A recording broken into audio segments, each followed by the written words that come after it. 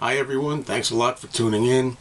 I'm going to be talking a little bit about Elvis's second album, entitled simply Elvis, which was released actually 60 years ago this month, back in October 1956. It's a long time ago. And what I'm doing here is I'm going to be taking the 12 tracks and I'm going to be trying to rank them from my least favorite to my most favorite. Now when I say that, unlike the Beatles, where I'm a big diehard fan and I know everything frontwards, backwards, sidewards, and every other words with the Beatles, when it comes to Elvis, I know lots of songs, including even a lot of his movie songs, believe it or not, because I'm a fan of the movies. But there are always some holdouts that I really don't know. And this particular album, although there's quite a few tracks I know, there were some that I don't. So I actually had to play this fresh and get a new evaluation of it so I could really see what I was going to rank near the bottom and near the top. So what I did for that was I was off from work yesterday and I actually went to my local record store and I played this album. And a lot of people think, well, that's not a good way to really give a fair estimation of an album because you're not in the right environment. But it was quiet in there, and I was able to play the music and sit there and listen to it very closely. And I was able to form an opinion. Now I had to write down on a scrap of paper, which I have here on the side, some idea of how to rank these. I already knew pretty much what I thought would be number one, but the problem was where to rank a lot of the others. So let's start by saying that I did a little bit of a talk on the first album that Elvis released, Elvis Presley, and I thought that it was an imperfect album, even though it had a lot of good stuff on it, obviously, and so does this. I think this one also, folks, I got to tell you, I don't think either one of these is really consistently great all the way through, and that's just my opinion. I'd like to know what other people are going to think about it. So when I was looking for what I found to be the least or weakest track here, I thought that I found a few, actually. On this particular album, there's only 5 or 6 songs that I really think are really good on here, and the rest of the other 7 or so, so the 6, whatever you want to say, 6, maybe around there, are weak. Number 12, to start out with, I chose the song First in Line as my personal pick for the weakest track here, and it's recorded in a very echoey style, which, suits a lot of these early recordings. And I got to tell you, I was listening to this at the record store with Corey. A lot of you may know Corey. He's a friend of mine who works at the record store. And he said something I thought was humorous. He said that when he heard this song, he said, "This sounds like a man who's pissing in a public restroom at the beach." And I gotta say, I know what he means. That pretty much sums it up. Didn't like it, I gotta tell you, very much. It's easily my least favorite on this album.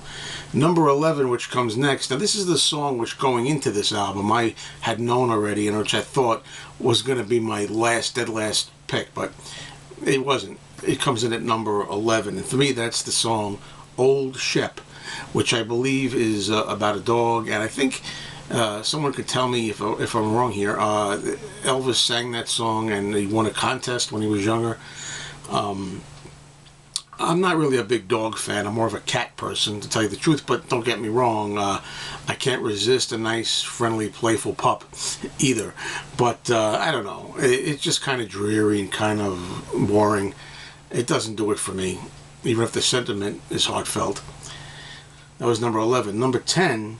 and this is the hard part. All these songs I'm mentioning here, and like the next few, all of them were like in contention for the least song. I mean, personally, they didn't do much for me.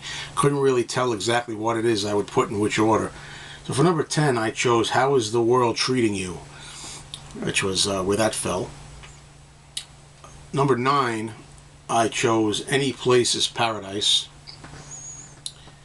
Number 8, How Do You Think I Feel? And number 7, although I think now we're getting to the point where these 7 songs here remaining I kind of like, although the top 5 are really the ones I really like. Number 7 is When My Blue Moon Turns to Gold Again, which I think is pretty good. But, you know, listening to that, I kept thinking about how it just goes to show that although Elvis is still popular and always probably always will be, I don't think that for the younger generation, you know, his style really comes across and holds up. Very recent to new generations, and a song like that he covers is an example of it. I think the style is very outdated. Now, here, number 6, I want to say there's one track on this album that I didn't know going into it that I wound up. On these other tracks I didn't know too. What I mean is there's one track I didn't know that was a surprise hit to me. It turned out to be very enjoyable, and I thought, wow, this is the real standout surprise of this album for me. And it was number 6. I ranked it "So Glad You're Mine." I really thought that was a pleasant surprise, and that's the one that I didn't expect to like. Now we go into the top 5, and I think, in my opinion, that these are easily the best 5 tracks on this particular release. The only question was what order to put them in, because they're all, in a way, kind of similar in style, and I thought they all were in contention for a higher spot. Number 5, I went with the song "Paralyzed," which is really a up-tempo rockin' tune. I really like that. Number 4, Elvis's rendition of Little Richard's song, "Long Tall Sally." Elvis does a great version of that. Put that at number 4. But then number 3, we also have Little Richard again with "Rip It Up." And for number 2, I chose, guess what? Another Little Richard tune, "Ready Teddy." Now, "Ready Teddy," "Rip It Up," and "Long Tall Sally," which one is superior to the others? They're all good. So I don't really know. That's the, excuse me, that's the order I put them in. But number 1, to me, was a clear winner. And I went with the song "Love Me," which I want to say is, well, first, before I tell you why, you know, a lot of people often say to me when they see these rankings, they say, you know, you actually like a lot of up-tempo, heavier rock songs better than the ballads. You don't tend to rate the ballads higher. That's not always true. I mean, I'm like a wild card in the deck. You never know which way I'm going to go with it. And here you have a situation where in the top 5, "Love Me" is a slow, ballady love song. And I put that over 4 other up-tempo rockers. So it just goes to show you. But one thing I wanted to say about "Love Me" is that to me, unless I'm wrong again, I say I'm not as well versed in Elvis as the Beatles. To me, "Love Me" would be the only song on here that's kind of like a genuine Elvis song. Like, it was written by Lieber and Stoller. Now, Elvis didn't really write songs, but I look at this as a song for Elvis. It's Elvis's song.